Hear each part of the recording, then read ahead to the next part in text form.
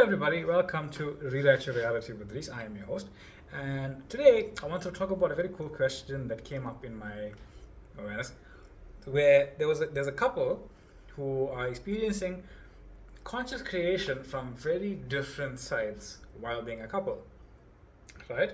So I only really heard it from the first person's point of view, the girl's point of view, and this is what she had to say. In 2020, I realized I have this self concept of being unworthy and unchosen, and it's carried since then. Now, breaking this down initially already, 2020 does not exist. The past 5 years ago does not exist. It doesn't matter when you think it happened 5, 10, 15, 50 years ago. It does not matter. You're not carrying it around with you. That part of the frame stays where it is as that idea it was 5 years ago from now. As in, 10 years ago, it existed 5 years into your perception of the future. As in, it literally just exists right now as a perception, and whatever story you are giving it, it doesn't matter. That frame is pristine how it is. We're just changing the story of how we see the frame, but it all exists now. Can you understand that? Oh, I really hope so.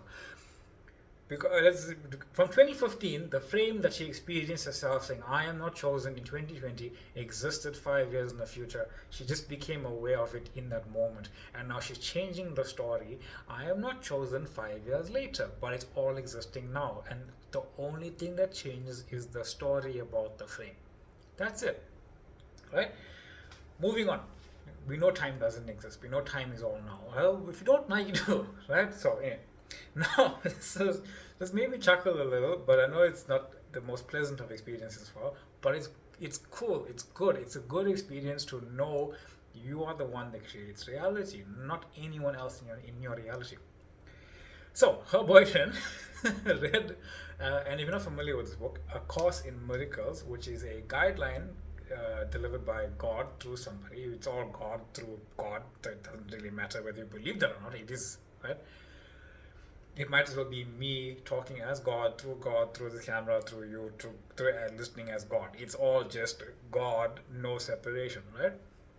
So, this guy unfolded into and as the identity that now believes that he can do whatever he likes in three-dimensional reality and still get what he wants. Now, he's not typically wrong in that. That's not a wrong idea. But the manner in which he's going about that, I don't personally believe is the right idea. Where he's not really saying I can be love and experience love. He's saying I can be something unlike love and experience love. And I don't really feel that. And it's not because of his desire. His desire is to have multiple partners. And there's nothing wrong with that desire either. It is a desire. That version of him purely just exists. Now here's where people get tripped up. They're saying, oh no, she creates that version of him because she's unworthy. And he's creating that version of her because of who he's being. Now here is truly where people misunderstand this. Both of them are consciousness, both of them are awareness, both of them are the same I am, both of them are having separate experiences. Right? From whomever we are talking to, we tend to identify with that person's experience. Right? But we have to realize we are having our own experience. So our experience of, let's just say, a manifestation coach, a life coach, a spiritual coach, or whatever you want to refer to me as, that doesn't really matter. I am going to experience the version of reality where somebody wants to move reality. So she's already moved. I know she's already moved in my consciousness. Right? This is just the unfolding of her having moved in consciousness. Part of that moving is to see what you no longer prefer to be. Right? I wouldn't see somebody else who is going along with this idea of their boyfriend is being with other women while being with them, and they don't want to change. Right? I wouldn't come across that ideally. Well, not ideally, but I mean, typically. That's better. Right? I wouldn't necessarily come into contact with the idea, but I will come into contact with an idea of somebody wanting to consciously shift, because that's what my whole beingness is allowing. Right? So, that being said, neither of them are wrong. It's just one part of reality. And when someone says to her, or when she says, I am the one that created this, she's looking at it from a point where I created this experience from the three-dimensional world. How did I create this version of him? it's because you are experiencing a reality that you just do not, that you just don't prefer any longer. And I'm going to draw this so people can understand what I'm talking about. Hopefully I can get it set up because I don't have a stand. It doesn't really fit into what I was doing. Oh, that's fine. So here we go, right? I was going to hold it. What we have to understand is that she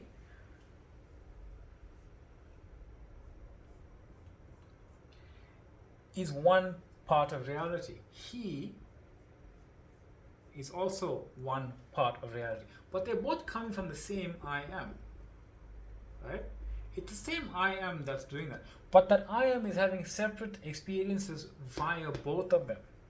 They are one idea having separate experiences, and the experience now that we are seeing play out as one idea is I am not chosen.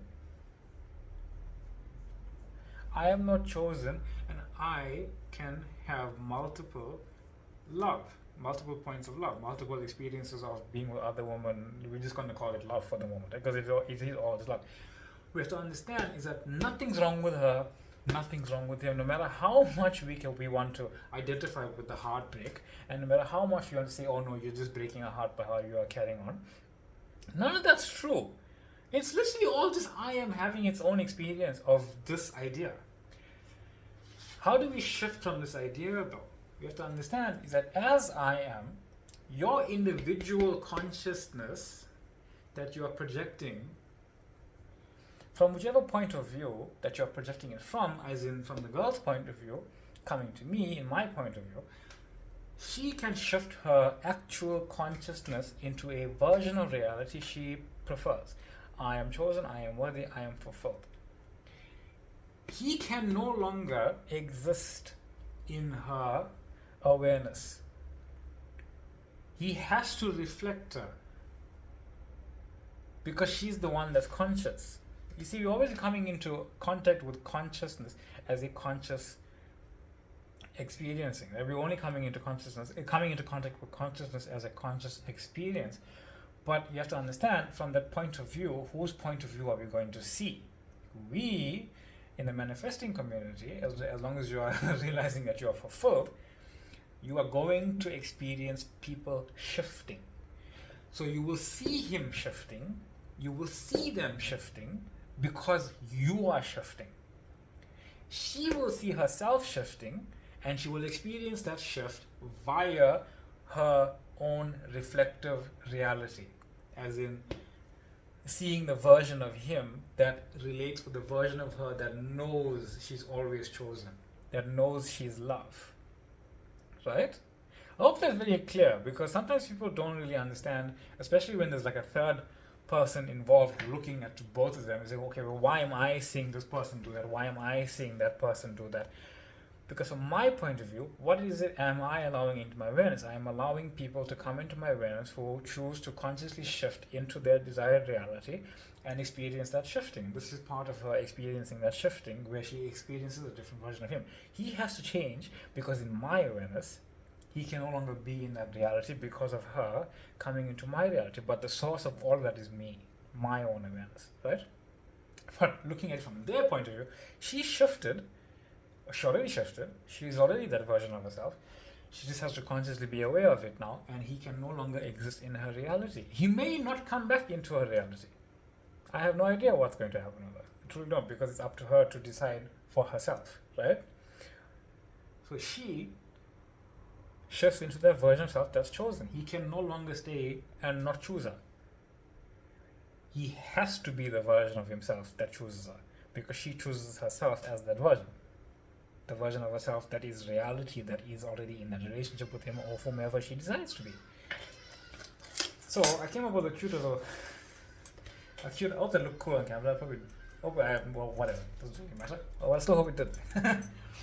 Alright, I came up with a cute little drawing to show why both of them can coexist in their own realities, and why he carries on just being that version of himself, but it doesn't matter because it's his own reality. She carries on being that unchosen version of herself. It doesn't matter, it's not her chosen reality. Her chosen one is that she's chosen. Right? So, I came up with the idea of a coin. Right? a coin where you are the front and your your reflective reality is the one behind you, right? But in actuality, all of it is just I am. How would I am experience itself as the whole coin while only being one side, right? How would it do that? It wouldn't be able to. The only way it could was if there was a reflective surface here that we call 3D reality, and a reflective surface here called 3D reality. And what we are perceiving ourselves to be separate from was projected here while we are simultaneously in the image. Right? Is that clear? So no matter what's here, if I am not chosen is here, I am not chosen is in the back being reflected there. So you can experience yourself being one with this idea. But if you change this part here, because you can't change the mirror, you know you can't change the mirror. No matter how many times you want to go hit the mirror, you know you can't change it. When you change what's here, when you change into being love here, the back of the mirror must automatically be love. Everything about you must be love because you are the entire concept of this coin. When you just change to being love, you automatically know what's all around you as love, as in the back of the coin. The whole coin must be love. The whole coin, the whole I am awareness, the whole awareness of you are, the whole awareness of what you are, the consciousness of what you are. Just using a coin as an example because it has a back and a front. The entirety of you must be love. And if the entirety of you must be love, it must be reflected in your three-dimensional reality. But now you see this counterpart over here. The counterpart has its own experience. When the counterpart has its own experience, the front of you must also be love, or not love, or multiple women. The front of that coin, which is not separate from you, must be reflected in your three-dimensional world. Right? But that's how these worlds are created. That's why we can have our own separate ones, because from our point of view, we get to decide what our coin looks like. From their point of view, they get to decide what their coin looks like, or rather their world, what it looks like. Because we all have our separate worlds. Not the most perfect analogy, because you have to imagine a multiple bunch of coins there, and that's fine. But I was just making a point for one. Right? You understand that everyone has their own separate world. Right? Like this. How would you experience yourself if you're only one side, knowing you were the entire thing? You'd have to reflect that so you can see it, but also be in the reflection. It's the same thing. And each one of these is a reflection of an entire world. But you exist in that entire world as the reflection, one with the reflection in the reflection, as well as the reflection, or as well as the reflection and every other infinite reflection being within you. You literally can't get it wrong. The only thing you can do is limit your own understanding and limit your own experience and limit your own examples and limit your own beings and limit your own information as to how you want to perceive this. It doesn't matter. Right? It doesn't matter. Yes, the coin analogy isn't perfect, right? There's no perfect analogy to explain perfection except the perfection of reality itself. I just like the coin because it's kind of like your specific person is this reflection of you being reflected in front of you, right? And from their point of view, as in their own coin, they are reflecting what you are being. So you are a reflection of what they are being in their own version of reality. It's a separate thing altogether. So you may as well imagine form or whatever. But I just wanted to explain that in that way. Right? I hope that jogs something.